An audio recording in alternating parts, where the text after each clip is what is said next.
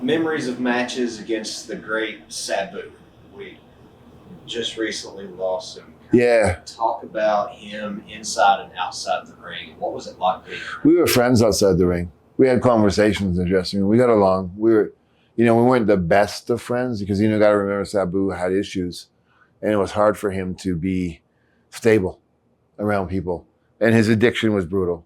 So when he was gone, he was gone. In the ring, it was fun because he would call stuff. He'd be like, punch me in the face. I'm like, dude, what the fuck are you talking about? He says, punch me in the fucking face. And I was like, I can't punch you. He says, I'm gonna stab you. So what are you supposed to do? Seeing him and knowing his injuries and stuff like that, but he never complained. Never complained. Just being around that is awe-inspiring. Good or bad or ugly, there's not a lot of energies like him out there. You're closing in on 4 decades of being the iconic Vampiro.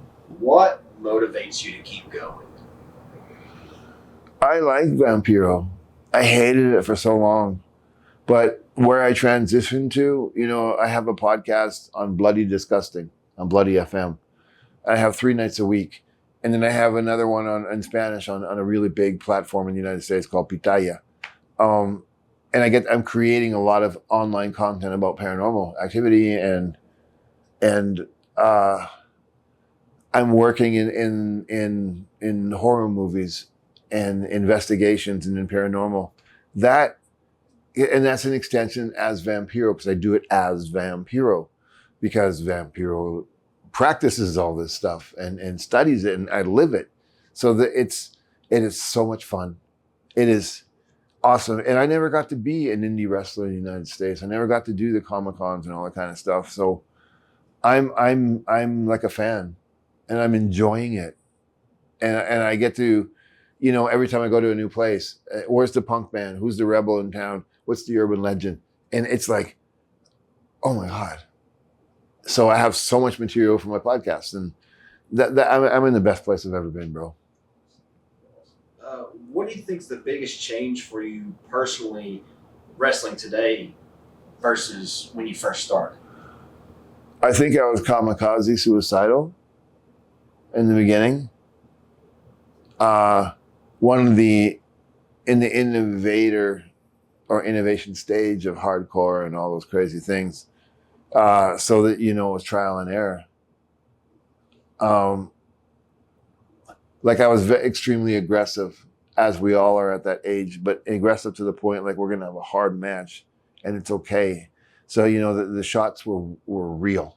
So you gave and took that. Now it's like everybody knows I'm limited and I can only do certain things, but what I do is enough to give that memory, right?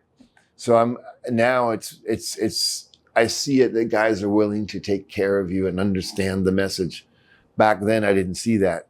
So in my personal case or whatever, that's the differences I see. There's more, but that's kind of what I see. All right. What is the best advice you can give anyone looking to pursue this as a career? Ask yourself why, and understand that it is not a reality that's going to be your career. Have a career and have an alternate stream of income first, then do this. Because the chances of you making it to sustain your family over 2-3 decades, raise your kids, put them through school, take care of your wife and your home and all that, it's not slim to none, but it's slim to none. It's even worse now.